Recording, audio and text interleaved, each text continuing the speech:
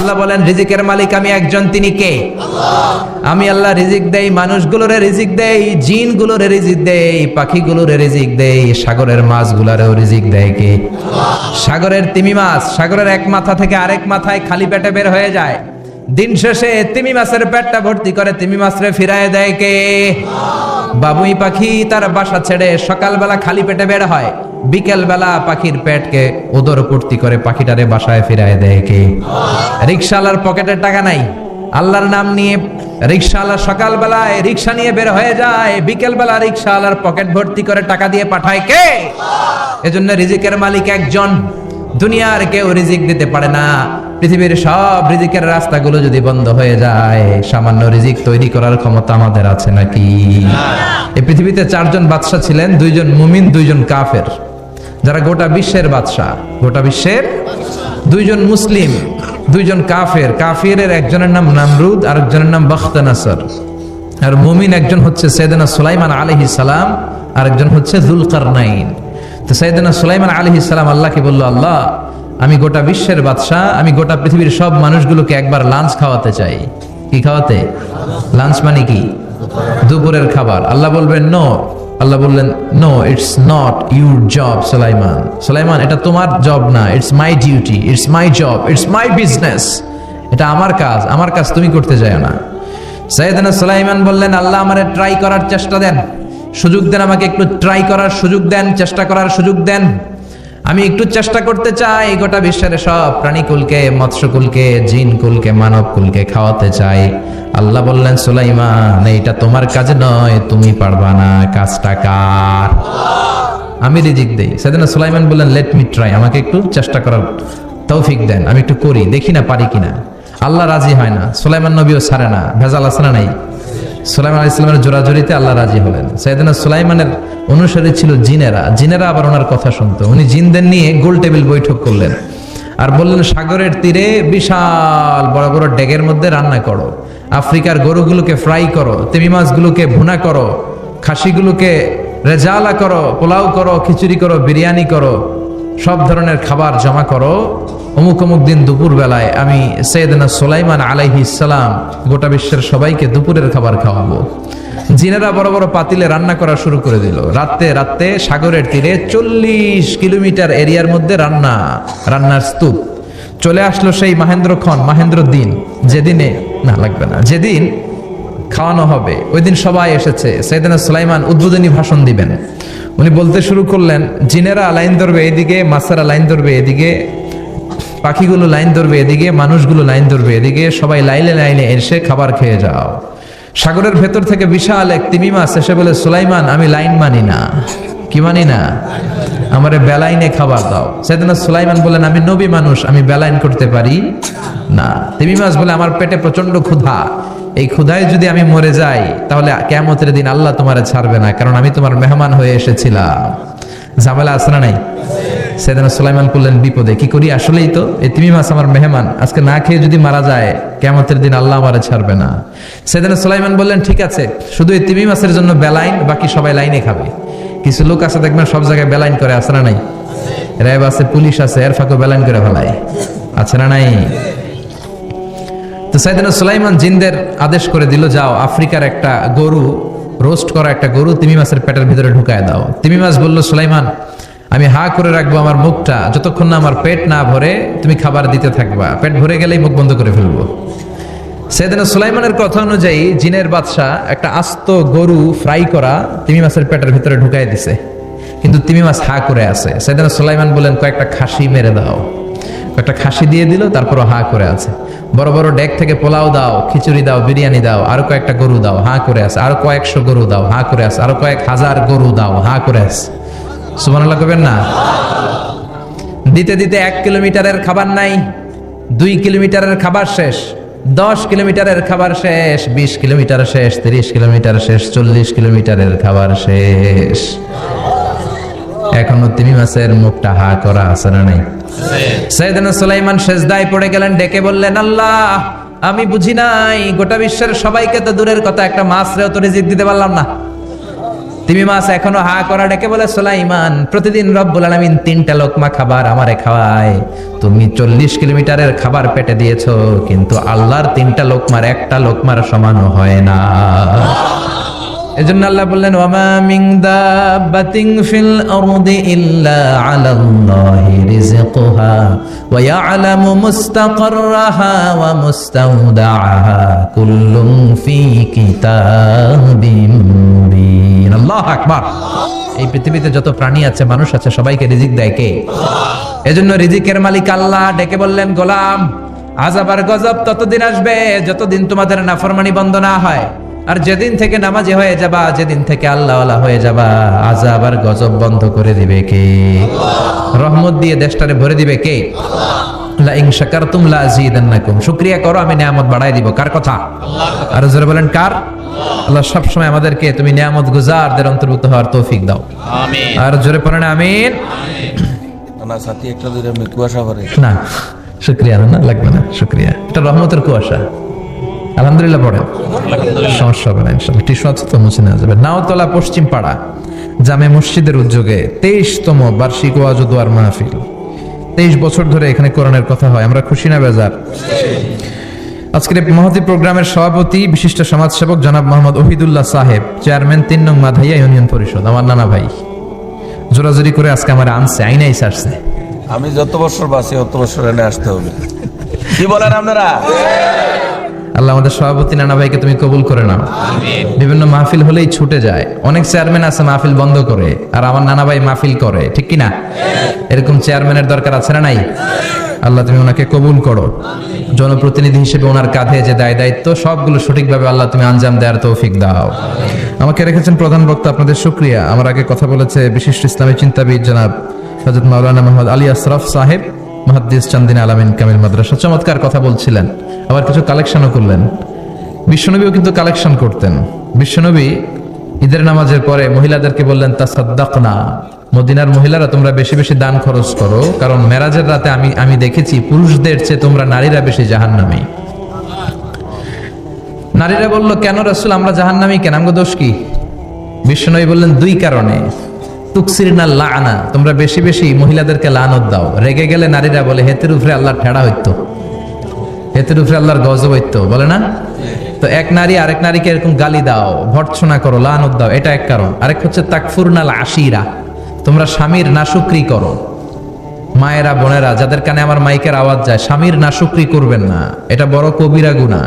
আপনি অনেক আল্লাহর ওলি হতে পারেন, নামাজি হতে পারেন, কিন্তু আপনার স্বামী যদি আপনার উপর নাখোশ থাকে, জান্নাতের দরজা আপনার জন্য খুলবে না। বিশ্বনবী ফাতেমারে বললেন, ফাতেমা, আলী কোথায়? ফাতেমা বলল, আপনার জামাই আলী আমার সাথে ঝগড়া করে বাইরে গেছে। বিশ্বনবীর চেহারাটা আগুনের গোলার মতো লাল হয়ে গেল। বিশ্বনবী ডেকে বললেন, ফাতেমা, তুমি বিশ্বনবীর মেয়ে হতে পারো, কিন্তু আলী তোমার স্বামী। আলী যদি তোমার উপর নাখোশ থাকে, জান্নাতের দরজা তোমার জন্য খুলবে না। কোথায় গেছে আলী, কোথায়? বললেন যে মসজিদে নববীতে গেছে। বিশ্বনবী যে দেখলেন বালির উপরে আলী শুয়ে আছে। বিশ্বনবী মজা করে ডাক দিলেন, ইয়া আবা তোরাব। তোরাব অর্থ বালি, তোরাব মানে কি? বিশ্বনবী ডাক দিলেন, ইয়া আবা তোরাব, মানে হে বালির বাবা আলী, ওঠো। এখন আলী ওঠে না, রাগ করে আসছে। বিশ্বনবী এদিক দিয়ে তাকায়, আলী ওইদিকে তাকায়। বিশ্বনবী ওদিকে আসলে আলী এদিকে তাকায়। মনে মনে করে, এতক্ষণ আপনার মাইয়াই গুতাইছে, এখন আপনি গুতাইতেছেন। বিশ্বনবী যাই বললো, আলী রাগ করো না, ওঠো, তুমি আমার চাচাতো ভাই, আমার ঘরেই তো তুমি মানুষ হয়েছো। ঘাপটি মেরে হাতটা ধরে টান দিলেন। সাইয়েদনা আলী উঠতে বাধ্য হলেন। বিশ্বনবী কারো হাত ধরে টান দিলে ওই লোক বসে থাকতে পারে? উঠে গেলেন, ঘরে নিয়ে আসলেন। নিয়ে এসে বিশ্বনবী খাটের মাঝখানে শুইলেন। ডান দিকে শোয়ালেন আলীকে, বাম দিকে শোয়ালেন ফাতেমাকে। এবার মেয়ের জামাইকে আর মেয়েকে বুঝাতে লাগলেন, নসিহত করতে লাগলেন, গল্প শোনাতে লাগলেন। কি রোমান্টিক শ্বশুর! এরকম রোমান্টিক শ্বশুর পৃথিবীতে দ্বিতীয়টা খুঁজে পাওয়া যাবে? সুবহানাল্লাহ পড়েন। বিশ্বনবীর কাজই ছিল ঝগড়া লাগলে এরকম মিলায়া দেওয়া। কি করা? মিলায় দিবেন। সমাজে অনেকে আছে ঝগড়া লাগলে আরো লাগায়া দেয়, আছে না নাই? আগুন লাগলে কি দিয়ে নিবান? পানি ডালতে হয়, অনেকে তেল ডালে। কি ডালে? তো আগুন আরো জ্বলে ওঠে। বিষ্ণু বললেন, না, খবরদার, ইসলাহু যাতিল বাইন, মিলায় দিবেন। স্বামী স্ত্রীর ঝগড়া মিলায় দেন, ভাইয়ে ভাইয়ে কোপাকুপি মিলায় দেন, এলাকায় এলাকায় গ্রামে গ্রামে মারামারি না লাগাইয়া মিলায় দেন। জান্নাতে আপনার ঘরটারে বড় করে দিবে কে? আল্লাহ। বিশ্বনবীর কাজ ছিল মিলায়া দেয়া। বিশ্বনবী মক্কা থেকে মদিনায় হিজরতের আগে মদিনায় 2টা গোত্র ছিল, এই গোত্রের মধ্যে 120 বছর ধরে মারামারি। কয় বছর? কেউ এই মারামারিটা বন্ধ করতে পারে না। গোত্র দুইটার নাম হচ্ছে আউস আর খাজরাজ। এই আউস খাজরাজের মারামারি। বাবা মরে যাওয়ার সময় ছেলের ওসিয়ত করা যায়, নসিহত করা যায়, বাবারে আমারে কোপাইছে তুইও কোপাবি। ওই বলে আবার নাতিরে কয় আমারে মারছে তুইও মারবি। তো বংশ পরিক্রমায় মারামারি চলতেই থাকে, কেউ আর থামাইতে পারে না। বিশ্বনবী মক্কা থেকে মদিনায় হিজরত করতে এসে মদিনায় বাসাবাড়ি করে 7 দিনের মাথায় 120 বছরের মারামারি থামায় দিলেন। কি নবী ছিল, মিলায়ে দিতেন। ফাসলিহু বাইনা আখাওয়াইকুম, ভাইয়ে ভাইয়ে মারামারি লাগলে মিলায়ে দাও। স্বামী স্ত্রীর ঝগড়া হলে মিলায়ে দিবেন। এজন্য মায়েরা বোনেরা, বিশ্বনবী বলেছেন তাকফুরনাল আশিরা, মেয়েদের সবচেয়ে বড় একটা সমস্যা হচ্ছে স্বামীর নাশুকরি করে। স্বামী দিতে পারলে ভালো, দিতে না পারলে কয় তুমি আমার জীবনে কিচ্ছু দাও নাই। এরকম আছে না নাই? স্বামী আর স্ত্রী বানায় যেজন মিস্ত্রি সে বড় আজব কারিগর, ঠিক কিনা? এজন্য এই সম্পর্কটা সাইয়েদনা আদম আর হাওয়া থেকে শুরু হয়েছে। কিয়ামত পর্যন্ত স্বামী আর স্ত্রীর এই সম্পর্কের মাধ্যমে গোটা বিশ্বটারে জারি রেখে দিয়েছে কে? তো এই জন্য নারীদের জন্য জান্নাতে যাওয়া সহজ, তারা যদি কিছু প্রসিডিউর মেনটেন করে। বিশ্বনবী বললেন কোন নারী যদি 4টা কাজ করে ওই নারীর জন্য 8টা জান্নাতের দরজা খুলে দিবে কে? আল মারআতু ইযা সাল্লাত খামসাহা সামাত শাহরাহা আতাআত বা'লাহা হাফিজাত ফুরুজাহা ফালতাদখুল মিন আইয়ি আবওয়াবিল জান্নাতি শাআত। মায়েরা ভালো করে শুনেন, যে নারী 5 ওয়াক্ত সালাত পড়বে, রমাদানের রোজা রাখবে, স্বামীর আনুগত্য করবে, লজ্জাস্থানের হেফাজত করবে, এই 4টা কাজ করলে আল্লাহ তাআলা তার জন্য 8টা জান্নাতের দরজা খুলে দিবেন। এজন্য বিশ্বনবীও কালেকশন করতেন। তো বিশ্বনবী বললেন মহিলারা বেশি বেশি দান করো। এই কথা শোনার পরে মহিলারা দান করা শুরু করলো। কেউ নাকের ফুল, কেউ কানের দুল, কেউ হাতের বালা, কেউ পায়ের নুপুর, কেউ গলার চেইন বিশ্বনবীর হাতে জেহাদের জন্য দান করতে শুরু করলেন। বিশ্বনবীর হাত কয়টা? একটা বলে 2টা। তো 2 হাতে বিশ্বনবী আর কয়টা নেবেন? আর নিতে পারে না। বেলালরে বললেন বেলাল তোমার চাদরটা নিয়ে আস। বেলালের কোন চাদর নিয়ে ধরলেন। বিশ্বনবী কালেকশনের ওয়াজ শুরু করলেন আর বেলাল কালেকশনের সব জিনিসপত্র গুছাতে লাগলো। কোন সুবহানাল্লাহ। এজন্য কালেকশন করাটাও সুন্নাত, তবে ওটা একটা লিমিটেশনের মধ্যে, একটা সৌন্দর্যের মধ্য দিয়ে। কিছু কিছু মাদ্রাসার ছেলে মেয়েদেরকে চাল ওঠানোর জন্য বাড়ি বাড়ি পাঠায়, আছে না নাই? এদের ছোটবেলা থেকে মানসিকতাগুলো নষ্ট করে দেওয়া হয়। কেমন করে অন্যের কাছে হাত পাতবে এটা শেখানো হয়। ইসলাম বলে আল ইয়াদুল উলিয়া খায়রুম মিনাল ইয়াদিস সুফলা, উপরের হাত নিচের হাতের চেয়ে উত্তম। যে দেয় আর যে নেয় তাদের মধ্যে সে সেরা যে দেয়। চিল্লায় কোন ঠিক কিনা? আবার ইসলাম বলে দেওয়ার সময়ও ভারসাম্য করে দিবা। দেওয়ার সময় কিপটামি করা যাবে না, আবার ঘরে যা আছে সবও দিয়ে দেওয়া যাবে না, ঠিক কিনা? বিশ্বনবীর গায়ে একবার একটা জুব্বা, কয়টা? এক ভিক্ষুক এসে বলে নবী আমার জুব্বা নাই, আমার জুব্বা দেন। দয়ার নবী মায়ের নবী নিজের জুব্বাটা খুলে দিয়ে ওই ভিক্ষুকের হাতে তুলে দিলেন। এখন নবীর গায়ে কোনো জুব্বা নাই। বিশ্বনবী এখন ঘর থেকে বেরোতে পারে না। সাহাবারা এসে ঘরে নক করে, বিশ্বনবী বেরোতে পারে না। আল্লাহ আয়াত নাযিল করলেন ওয়াল্লাযীনা ইযা আনফাকু লাম ইউসরিফু ওয়া লাম ইয়াকতুরু ওয়া কানা বাইনা যালিকা কওয়ামা। মুমিন বান্দাদের গুণাবলী যখন দান করে কিপটামি করবে না, আবার অপচয়ও করবে না। এই আয়াত দিয়ে আল্লাহ বুঝাতে চাইলেন, নবীরে ধমক দিলেন, ও নবী 2টা জামা থাকলে একটা দিতেন, 3টা থাকলে একটা দিতেন, একটা যখন ছিল এটা দিলেন কেন? এখন নিজে পড়বেন কি? সুবহানাল্লাহ করবেন না? ইসলাম তো ব্যালেন্সড রে ভাই, ইসলাম ভারসাম্যপূর্ণ। ইসলামের সব বিধানগুলো আপনার সাথে স্যুট করবে, ম্যাচ করবে, এটা জীবন ঘনিষ্ঠ। ইসলামে এমন কোনো বিধান দেয়া হয় নাই যেটা আপনার খারাপ লাগবে। অন্যান্য সব ধর্মের প্রতি শ্রদ্ধা রেখেই বলি, আমার ইসলাম যে আহকাম আমাদেরকে দিয়েছে এরকম বিধান কোনো ধর্মের ভেতরে নাই। চিল্লা এখন ঠিক কিনা? হিন্দু ভাইদের প্রতি আমি শ্রদ্ধা রাখি, কারণ অনেক হিন্দু আমার মাহফিলে এসে কথা শুনে। হিন্দু ধর্মের একটা নিয়ম ছিল সতীদাহ প্রথা।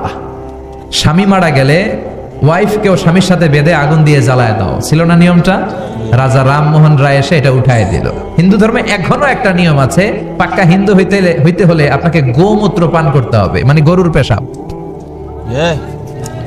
লা ইলাহা ইল্লাল্লাহ।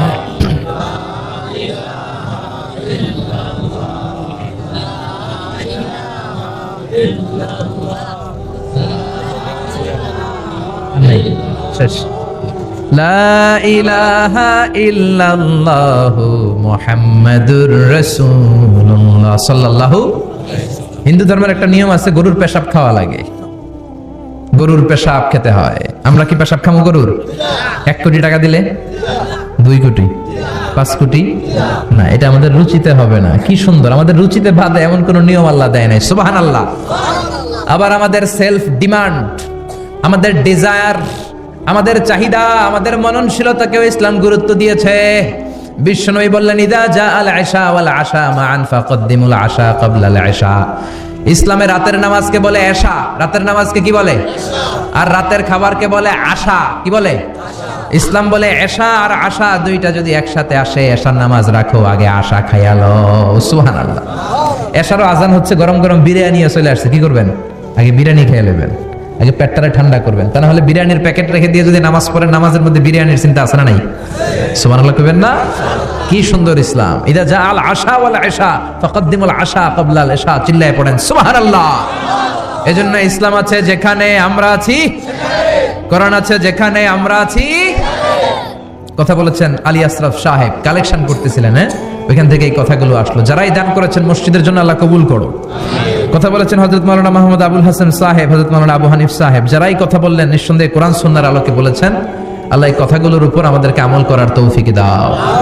আজকের মাহফিলে এসে আমরা খুশি না বেজার? আসুন আমরা তাকবীর দিয়ে আমাদের এই খুশির ধারাবাহিকতা বজায় রাখি। আমি পড়বো লিল্লাহে তাকবীর, আপনারা আমার সাথে তাকবীর দিবেন। পড়বেন আল্লাহু আকবার। পড়েন লিল্লাহে তাকবীর, লিল্লাহে তাকবীর, লিল্লাহে তাকবীর। আসুন এই চমৎকার রজনীতে আমাদের দামি সময় নষ্ট না করে আমরা মহাবিশ্বয় মহাগ্রন্থ আল কোরআন থেকে কথা শুনি। এর কারণ কোরআন এমন বরকতময় কিতাব, এই কিতাবের একটা ভুলও আজ কেউ ধরে দেখাইতে পারে নাই। বরং ভুল ধরতে আসলে তার হেদায়েতের রাস্তা খুলে যায়, ঠিক কিনা?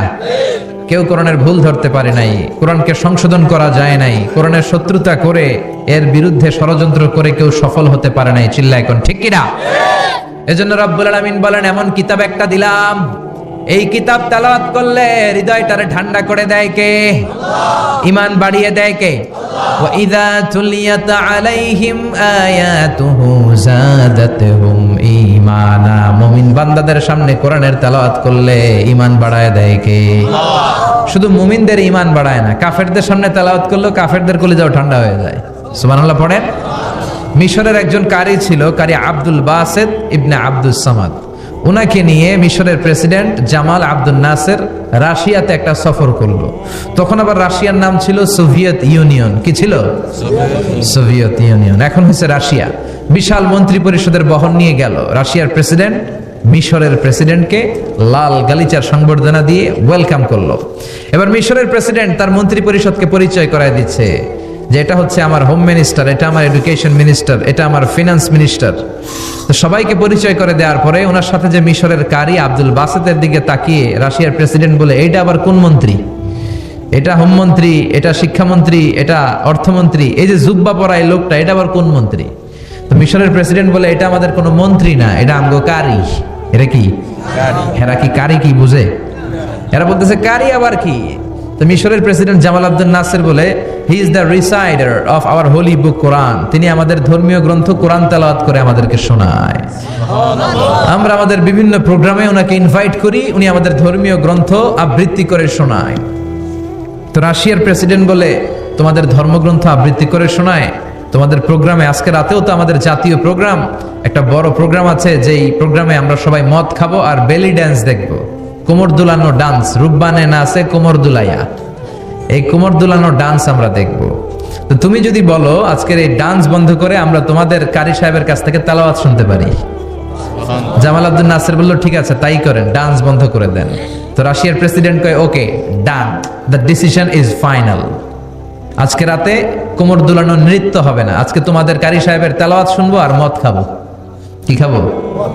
ডান্স বন্ধ করছে, মাগার মদ বন্ধ করে নেই। তো আব্দুল বাসেদ রাজি হলেন, ওনাকে নিয়ে যাওয়া হলো। সিঙ্গাররা গিটার দিয়ে যেখানে গান গায় ওখানে বসানো হলো ওনারে।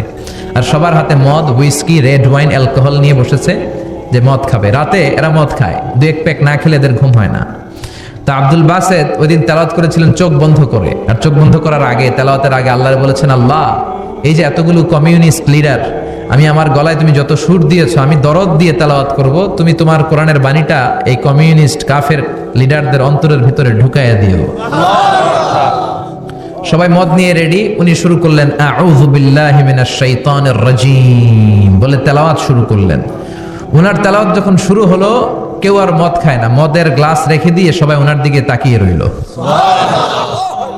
উনি ওনার কণ্ঠে যত দরদ ছিল, সুর ছিল, সুরের ঝংকার ছিল, মেলোডি ছিল, ভয়েস ছিল, সব উজাড় করে কোরআন তেলাওয়াত করতে লাগলেন।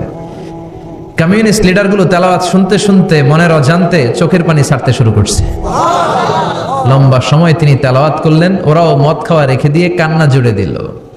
তেলাওয়াত শেষ, চোখ খুলে দেখে কেউ মদ খায় নাই, সবার চোখে পানি। মিশরের প্রেসিডেন্ট জামাল আব্দুল নাসের ওদেরকে বলল, did you understand the meaning of the verses of the holy Quran? এই যে আমাদের কারি সাহেব তেলাওয়াত করছে, তোমরা কি অর্থ বুঝছো? কয় না, বুঝি নাই। তো কান্দলা কেন, চোখে পানি কেন? কমিউনিস্ট কাফের লিডাররা বলে, আমাদের জীবনে এত সুন্দর তেলাওয়াত, সুরেলা কণ্ঠ আমরা শুনি নাই। এই তেলাওয়াতটা শুনে আমাদের হৃদয় ঠান্ডা হয়ে গেছে, যদিও বুঝি না, কিন্তু হৃদয়টা ঠান্ডা ঠান্ডা লাগে, অন্তরটা প্রশান্ত প্রশান্ত লাগে। আমাদের অন্তরে অনেক জ্বালা, অনেক যন্ত্রণা, আমাদের অনেক দুঃখ আর কষ্ট, এগুলোকে ভুলে থাকার জন্য আমরা রাতে বেলি ড্যান্স দেখি আর মদ খাই। তবে এরকম কারি যদি আমাদের দেশে থাকতো, আমরা বেলি ড্যান্স না দেখে প্রতিদিন রাতে তেলাওয়াত শুনতাম। ওই কোরআন আজও আছে না নাই? আজও সেই কোরআন আছে, হাদিস আছে, সেই ঈমান আর মানুষ নেই, সেই আলী হায়দারে ওসমান নেই।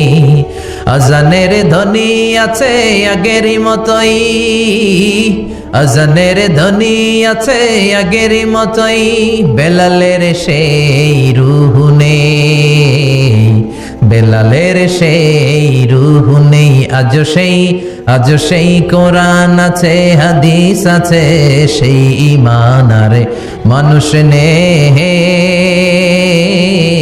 সেই আলী হায়দারে ওসমান নেই।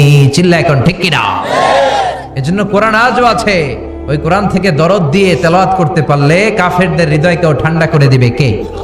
এজন্য এই কিতাব এমন কিতাব, যেই কিতাবের ভুল খুঁজে বের করা যায় না। ভুল ধরতে আসলেই তার ভুলটাই আল্লাহ তার চোখের সামনে তুলে ধরে, চিল্লায় বলেন ঠিক কিনা? সেই কোরআন থেকে আমরা কথা শুনবো, সেই কোরআনের আলোতে নিজেদেরকে আমরা আলোকিত করার চেষ্টা করব। রাজি আছেন? অনেক রাত, সময় আমাদের কম, কথা আমাদের বেশি। আসুন সরাসরি আমরা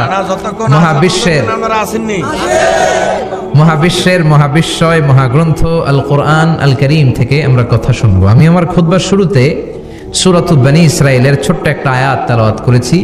আজকের এই চমৎকার রাতে এর আলোকে কিছু কথা শুনবো। সবাই পড়েন ইনশাআল্লাহ। সূরা বনী ইসরাইলের এই 23 নম্বর আয়াতে আল্লাহ তাআলা ইরশাদ করে বলছেন, ও আমার গোলামেরা, আমি আল্লাহর পক্ষ থেকে তোমাদের জন্য স্পেশাল 2টা ফায়সালা আছে, স্পেশাল 2টা ঘোষণা আছে। এই ঘোষণাগুলার কোনো নড়চড় হবে না, অনড় ঘোষণা। ফায়সালা কয়টা? 2টা। রব্বুল আলামিন বলেন, ওয়াকাদা রাব্বুকা আল্লা তা'বুদু ইল্লা ইয়্যাহু ওয়া বিল ওয়ালিদাইনি ইহসানা। আমি আল্লাহর প্রথম ফায়সালা হলো আল্লাহ তা'বুদু ইল্লা ইয়্যাহ।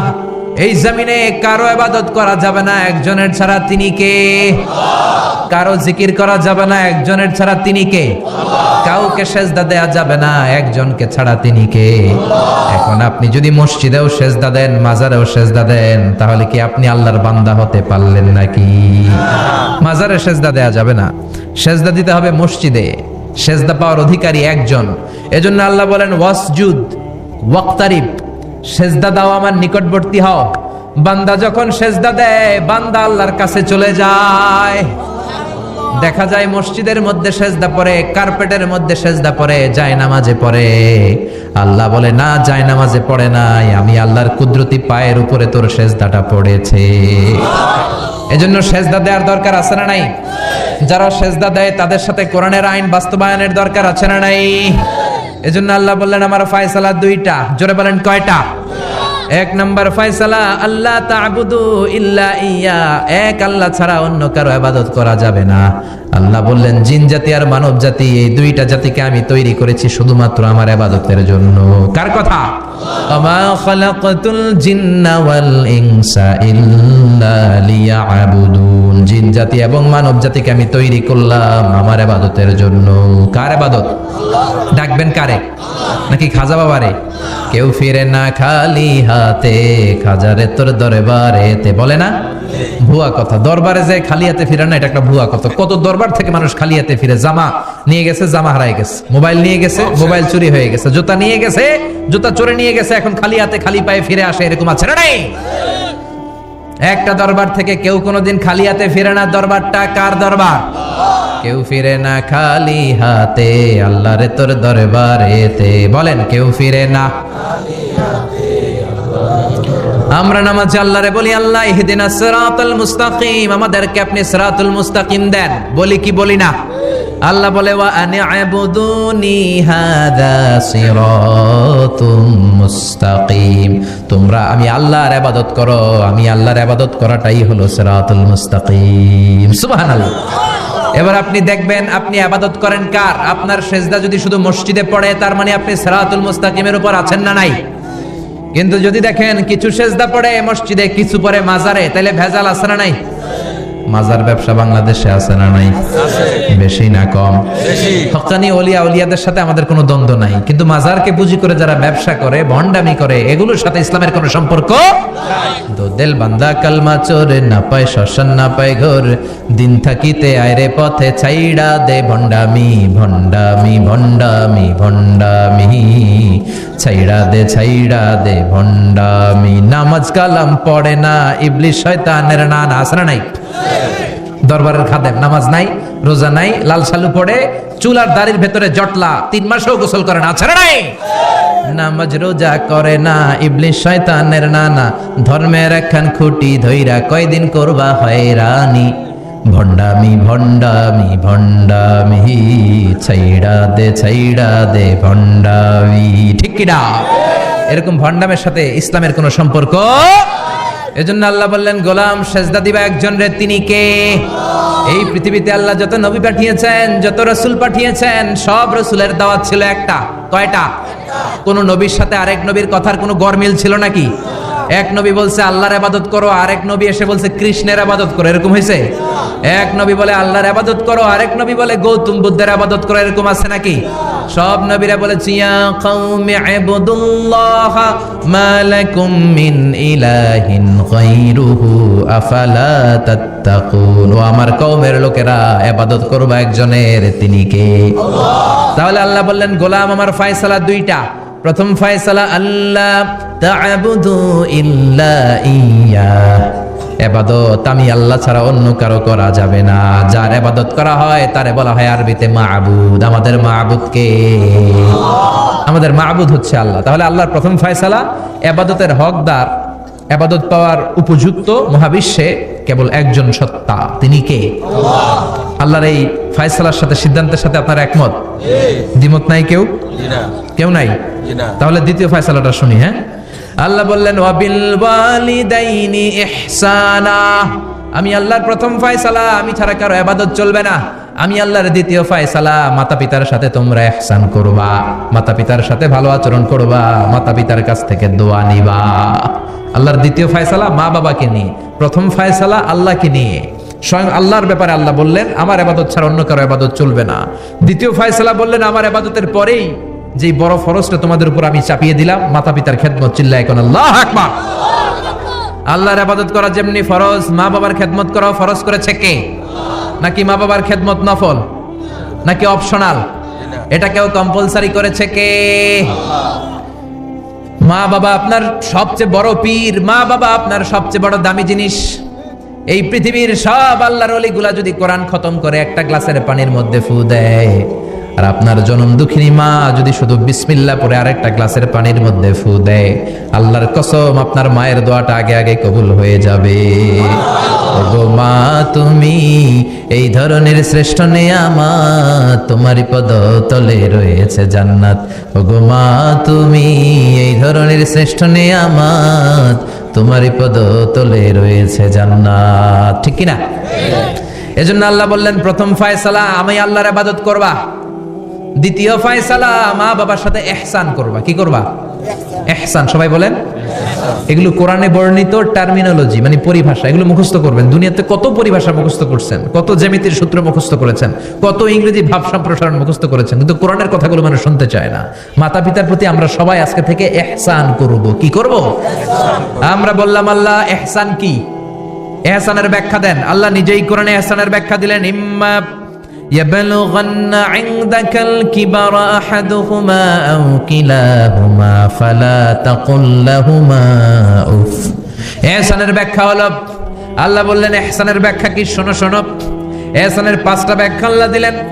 প্রথম ব্যাখ্যা হলো, মা বাবা যখন বার্ধক্যে উপনীত হয়, মা বাবার বয়স যখন 60 হয় 70 হয়, তখন তাদের কোনো কর্মকাণ্ডের কারণে ছেলে মেয়ে হিসেবে নাক ছিটকানো যাবে না, উফ শব্দটাও করা যাবে না। কার কথা?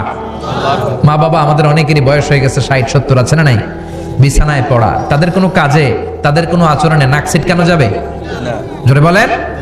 আল্লাহ বলে খবরদার, নাক ছিটকানো তো দূরের কথা, আহ কি যন্ত্রণা, এই কথাটাও বলা যাবে না। ঠিক কি না? এর কারণ আমরা যখন ছোট ছিলাম আমরা কম জ্বালাতন করি নাই। আমরা যখন ছোট ছিলাম কম কষ্ট মায়েরে দেই নাই। আপনার কত বছর আগের ঘটনা খেলা আছে? আপনার বয়স যখন 3, কি হয়েছিল খেলা আছে? তো 3 বছরের কথা যদি আপনার খেলা না থাকে, আপনার বয়স যখন 2 ছিল কি জ্বালাতন করছেন মনে আছে? বয়স যখন ছিল 1, তখন তো আরো বেশি জ্বালাইছেন, তখন তো আমরা আরো বেশি জ্বালিয়েছি। ঠিক কি না? আল্লাহ বলেন তোমরাও কম জ্বালাও নাই, পেশাব পায়খানা করে ঘর ভরায় দিতা, শীতের রাতে বিছানা ঠান্ডা করে দিতা, ডান দিকে নিয়ে তোমার মা তোমার সাথে ঘুমালো, ডান দিকে পেশাব করে ভিজিয়ে দিয়েছো, তোমার মা তোমার ঘর থেকে বের করে দেয় নাই, বাম দিকে আদর করে রেখেছে, বাম দিকে পেশাব করে ভিজিয়ে দিয়েছো, তারপরে তোমার মা লাথি মেরে তোমার ঘর থেকে বের করে দেয় নাই। শীতের রাতে তোমার মা তোমার বুকে নিয়ে ঘুমালো, কনকনে মাঘ মাসের শীতের রাত, পেশাব করে মায়ের জামাটা ভিজিয়ে দিয়েছো, রাত 3টার দিকে মা উঠে জামাটা চেঞ্জ করে নতুন জামা পরে তোমারে কোলে নিয়ে ঘুমিয়েছে, তোমারে ঘর থেকে তাড়িয়ে দিয়েছে নাকি? জোরে বলেন না। মা তোমারে ঘর থেকে বের করে নাই, তারায় দেয় নাই, এতিমখানায় ফেলে আসে নাই, রাস্তায় ফেলে আসে নাই। যেই মা বাবা তোমাদেরকে এত যত্ন করলো, এত আদর করলো, তাদের বার্ধক্যে কোনো কাজের কারণে নাক ছিটকাবা না, তাদেরকে তোমরা বৃদ্ধাশ্রমে দিয়ে আসবা না। কার কথা? বৃদ্ধাশ্রম বাংলাদেশে আছে না নাই? ছেলে আমার মস্ত মানুষ, মস্ত অফিসার, মস্ত ফ্ল্যাটে যায় না দেখা এ পারে ও পার, নানান রকম জিনিস আর আসবাব দামি দামি, সবচেয়ে কম দামি ছিলাম একে মাত্র আমি, ছেলের আবার আমার প্রতি অগাধ সম্ভ্রম, আমার ঠিকানা তাই বৃদ্ধাশ্রম। ঠিক কিনা? মা কেঁদে কেঁদে বৃদ্ধাশ্রমে বালিশ ভিজায়। ছোটবেলা ওই মারে কত যন্ত্রণা দিলা, কষ্ট দিলা, আজকে মনে নাই? বউয়ের পাল্লায় পড়ে মাকে তুমি বৃদ্ধাশ্রমে দিয়ে আসছো। খবরদার, যারা মা বাবারে বৃদ্ধাশ্রমে দেয় তারা বয়সে পৌঁছলে, তারা বার্ধক্যে পৌঁছলে, তারা যখন মা বাবা হবে তাদের কপালে বৃদ্ধাশ্রম থাকবে না। ঠিক কিনা? যে ডাকাত মা বাবারে বৃদ্ধাশ্রমে দিয়ে এসেছো, তোমার কপালে বৃদ্ধাশ্রম নাই, ভাঙ্গা থালা হাতে নিয়ে তুই ভিক্ষা করে খাবি, চিল্লা এখন। ঠিক কিনা? আল্লাহ বললেন খবরদার, আমি আল্লাহর 2টা ফয়সালা, প্রথম ফয়সালা ইবাদত হবে একজনের, তিনি কে? আর ইহসান করবা মা বাবার সাথে। আমরা বললাম ইহসান কি? আল্লাহ বললেন মা বাবা যখন বার্ধক্যে পৌঁছে, খবরদার তাদের কোনো কাজে নাক ছিটকাবা না, বৃদ্ধাশ্রমে দিবা না, তাদের খেদমত করবা, তোমার জীবনটারে উজালা করে দিবে কে? জোরে বলেন না। আল্লাহ বললেন ইহসানের 2 নাম্বার ব্যাখ্যা, ওয়ালা তানহারহুমা ওয়া কুল লাহুমা কাওলান কারীমা, মা বাবারে ধমক দিও না। কি দিও না? অনেকে মা বাবারে ধমক দেয়, কি দেয় না? জোরে কোন? সবার সাথে ভালো আচরণ, ঘরে ঢুকলেই মারে বকা দেয়, গালি দেয়, আছে না নাই? বাবারে ডাকে বুড়া, মারে ডাকে বুড়ি, আছে না নাই? তুমি কেমন করে বাবারে বুড়া ডাকলা, মারে বুড়ি ডাকলা? তাদের এই বয়সটা তো এমনি এমনি হয় নাই, তোমারে লালন পালন করতে যেই তারা তাদের জীবন যৌবন হারিয়ে আজকে বুড়া বুড়ি। ঠিক কিনা? তোমাকে মানুষের মতো মানুষ করতে যে তারা তাদের জমি হারালো, তোমারে বিদেশ পাঠাতে যে তারা তাদের বিটে মাটি হারালো। খবরদার, এরকম দয়াময় মা বাবাকে ধমক দিও না। কার কথা? ওয়ালা তানহারহুমা। 3 নাম্বার ব্যাখ্যা আল্লাহ বললেন ওয়াকুল লাহুমা কাওলান কারীমা, মা বাবার সাথে কোমল আচরণ করো, মোলায়েম ভাষায় কথা বলো, নরম ভাষায় কথা বলো। কি ভাষায়? নরম ভাষায়। অনেকে আছে দেখবেন সবার সাথে খুব মিষ্টি আলাপ, বন্ধু বান্ধবের সাথে ভালো আচরণ, বাজারে গেলে ভালো আচরণ, স্কুলে ভালো আচরণ, ঘরে ঢুকলেই মায়ের গালি দেয়, আছে না নাই? বাপারে গালি দেয়, আছে না নাই? ফ্যান্সি ডিলের টাকার জন্য মারে লাথি মেরা ঘর থেকে বের করে দেয়, এরকম ডাকাত আছে না নাই? আল্লাহ বললেন খবরদার, যত ভদ্রতা তুমি জানো, যত নম্রতা জানো, যত কার্টিসি তুমি জানো, সব কার্টিসি তুমি তোমার মা বাবার জন্য খরচ করবা। এরপর আল্লাহ বললেন ওয়াখফিদ লাহুমা জানাহায যুল্লি মিনার রাহমাতি ওয়া কুর রাব্বিরহামহুমা কামা রাব্বায়ানি সাগীরা। তোমার যত ক্ষমতা আছে, সম্পদ আছে, মা বাবার জন্য বিলিয়ে দাও। বেতন পেলে টাকাটা আগে মায়ের হাতে দাও। বউরে তো দিবেনি, আগে কিছু মায়ের হাতে দিয়েন, ঠিক কি না? গিফট দিলে আগে মায়েরে গিফট দাও। এই সমাজ, বরকত দিয়ে দিবে কে? এই সমাজে মারে। মার হাতে তুলে দাও, বরকত আছে না নাই? মায়ের হাতে আগে দিলে ওই বেতনের ভেতরে বরকত ঢুকায় দিবে কে? আর বাবা মা একজন কিংবা দুইজন যদি দুনিয়া ছেড়ে বিদায় নেয়, তাদের কবরের সামনে দাঁড়িয়ে চোখের পানি ছেড়ে পড়তে আরম্ভ করো রব্বির হামহুমা কামা রাব্বায়ানি সাগীরা ওয়া কুর রাব্বির হামহুমা কামা রাব্বায়ানি সাগীরা। ও আল্লাহ, মা বাবা দুজন যেমনি আমাদেরকে আদর করেছে, মা বাবার কবরে তুমি আমাদের বাবা মা দুইজনকে আদরের চাদরে ঢেকে নিও। পড়েন আমিন। যাদের বাবা মা নাই, এই দোয়াটা করবেন প্রত্যেক নামাজের পরে। আব্বা আম্মার জন্য এই দোয়াটা করতে হবে।